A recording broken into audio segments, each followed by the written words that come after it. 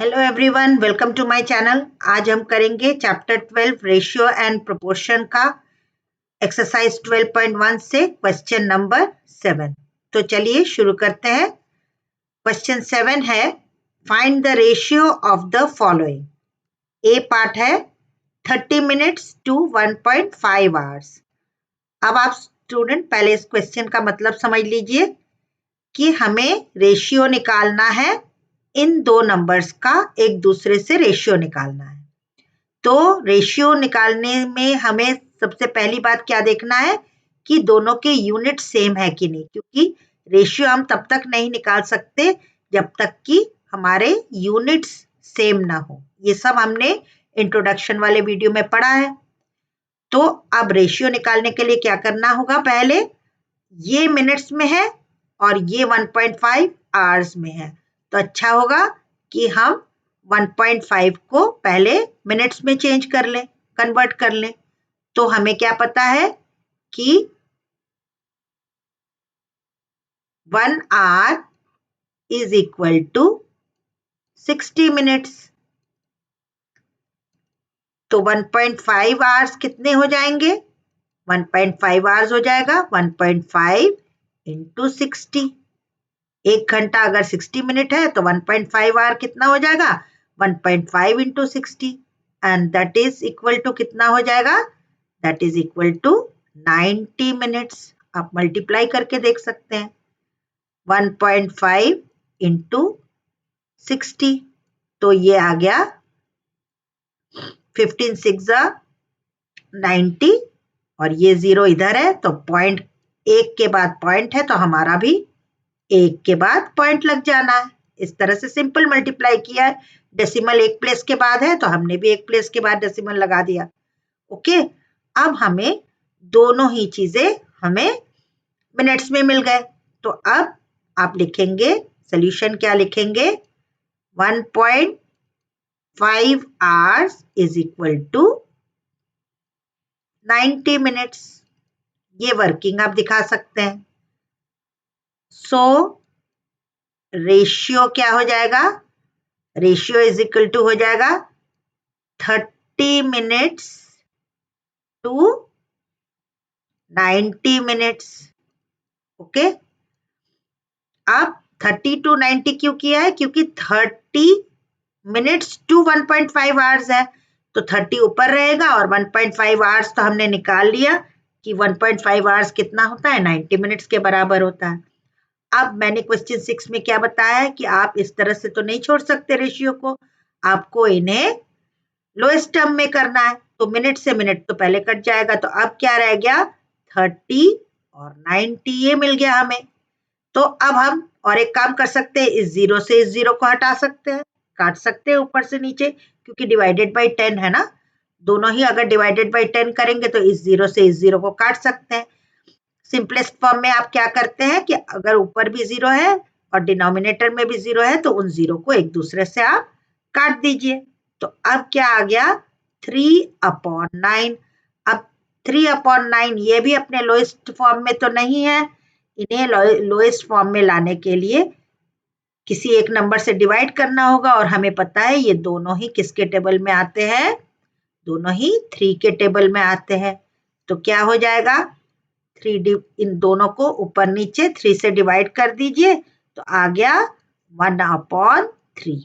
अब ये दोनों किसी एक टेबल में तो नहीं आएंगे, अब ये अपने लोएस्ट फॉर्म में है, तो रेशियो क्या बन गया? 1:3। ये हो गया आपका आंसर। बस ध्यान क्या रखना है, आपको यूनिट्स को सेम बनाने हैं।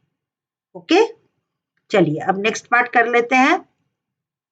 नेक्स्ट पार्ट है B part, 40 centimetre to 1.5 metre.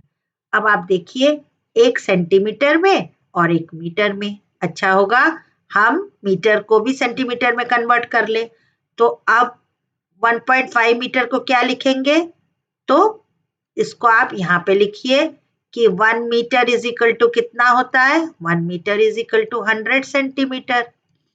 तो 1.5 मीटर कितना हो जाएगा? 1.5 मीटर हो जाएगा 1.5 इंटू 100 सेंटीमीटर, इक्वल टू कितना आ गया?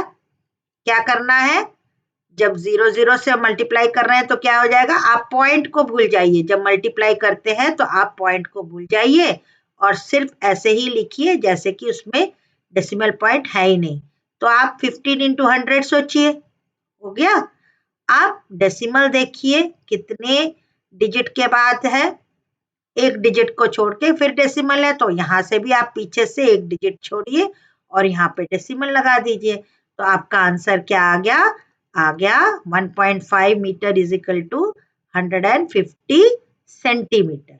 ओके, अब रेशियो निकाल लेते हैं। तो रेशियो क्या हो गया, 40 सेंटीमीटर टू 1.5 मीटर है, तो आप क्या लिखेंगे, 40 सेंटीमीटर टू, मतलब डिनोमिनेटर में 2 वाला आएगा, 1.5 मीटर तो नहीं लिखेंगे, हम क्या लिखेंगे, हम लिखेंगे 150 सेंटीमीटर, क्योंकि हमें तो यूनिट सेम बनाने हैं। अब सेंटीमीटर से सेंटीमीटर कट सकता है, 0 से 0 कट सकता है, तो अब क्या रह गया हमारे पास, 4/15। अब स्टूडेंट ये दोनों अपने लोएस्ट फॉर्म में है कि नहीं, बिल्कुल है, क्योंकि दोनों आप किसी एक टेबल में तो आपको नहीं मिलेगा। तो अब रेशियो क्या बन गया, ratio is 4:15 and this is your answer. Okay, चलिए अब नेक्स्ट पार्ट करते हैं। Next part is C part, 55 पैसे टू ₹1। अब 55 पैसे है और ये रुपी में है, तो अच्छा होगा हम इसे भी पैसे में कन्वर्ट कर लें।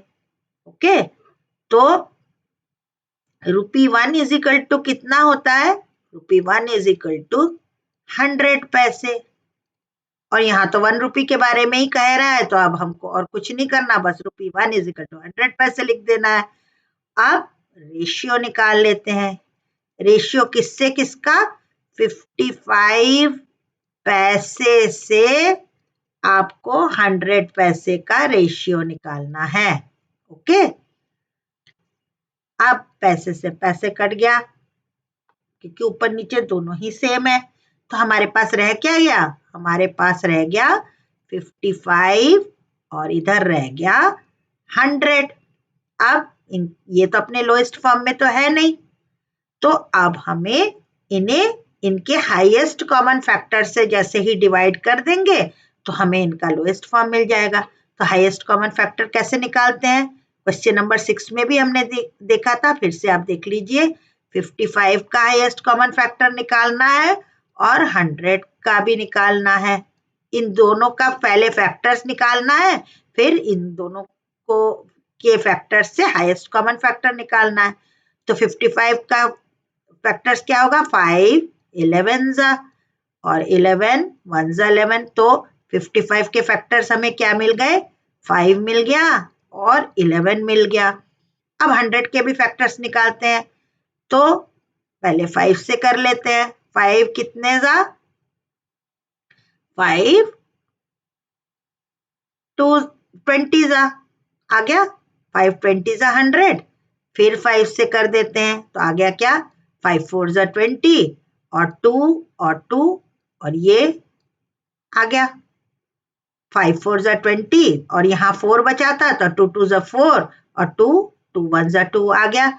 अब 100 के भी फैक्टर्स लिख लेते हैं, क्या क्या है, 5 into 5 into 2 into 2, तो हाईएस्ट कॉमन फैक्टर क्या है, सिर्फ हमारे पास फैक्टर बचा 5। Okay, highest common factor. तो अब हमें 55, ये आपका रफ वर्क है, 55/100 को 5 से जैसे ही डिवाइड कर देंगे तो हमें इसका लोएस्ट कॉमन, इसका हमें लोएस्ट फॉर्म मिल जाएगा। ओके, तो अब क्या आ गया, 55 को 5 से डिवाइड करेंगे तो क्या, मैंने कल क्या कहा है, इसको दोबारा डिवाइड करने की जरूरत नहीं है। आप देख लीजिए, इसमें 5 जो यहाँ नंबर लिखा है उसको छोड़ के जो दूसरा नंबर बचता है वही उसका आंसर हो जाएगा। तो ये हो गया 11। ऐसे भी 55 डिवाइडेड बाय 5 करते तो 11 ही आता है।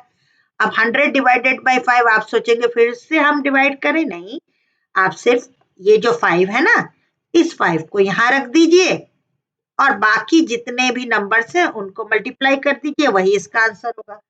ये वाले 5 को हमने छोड़ दिया, ये 5 तो यहाँ पे है, बाकी कितना बचा, 5 2 ज़ा 10 2 ज़ा 20।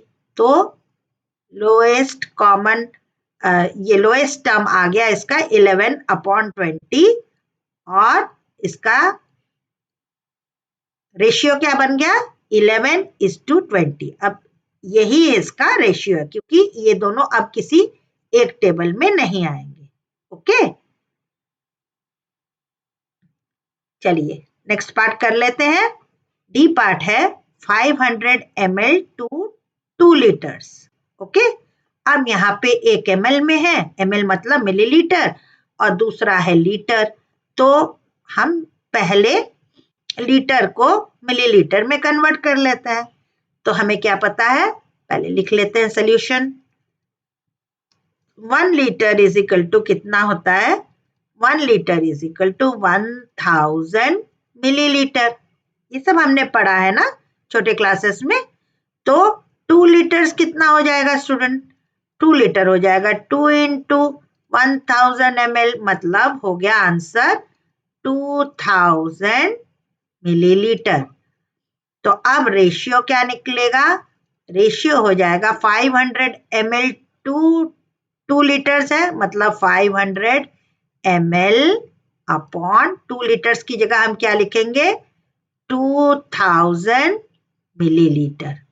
अब मिलीलीटर से मिलीलीटर को काट दीजिए, इस जीरो से इस जीरो को काट दीजिए, और एक जीरो है तो और एक जीरो से काट दीजिए। तो हमारे पास रहा क्या, रह गया अब 5/20। ओके, 5/20 रह गया। अब ये दोनों किसके टेबल में आते हैं स्टूडेंट्स, ये तो इजी है आपके लिए, दोनों ही 5 के टेबल में आते हैं। तो हम दोनों को 5 से डिवाइड कर देंगे, क्योंकि जो नंबर हम ऊपर जिससे डिवाइड या मल्टीप्लाई करते हैं सेम नंबर से हम डिनोमिनेटर को भी कर लेते हैं डिवाइड या मल्टीप्लाई। तो अब 5 डिवाइडेड बाय 5 कितना आया, that is equal to 1, and 20 divided by 5 is equal to 4। 5 4 ज़ा 20 होता है ना। तो अब रेशियो क्या मिल गया हमें, 1:4। ये है आपका आंसर। तो आई होप स्टूडेंट्स ये क्वेश्चन नंबर 7 आपको अच्छे से समझ में आया होगा। अगर आपको कुछ पूछना है तो आप ज़रूर कमेंट्स में मुझसे पूछिए। मेरा चैनल कैसा लगता है वो भी मुझे बताइए, और मेरे चैनल को सब्सक्राइब नहीं किया है तो चैनल को सब्सक्राइब कर लीजिए, लाइक कीजिए, शेयर कीजिए, और नेक्स्ट क्वेश्चन के लिए देखते रहिए मेरा चैनल। तब तक के लिए गुड बाय स्टूडेंट्स।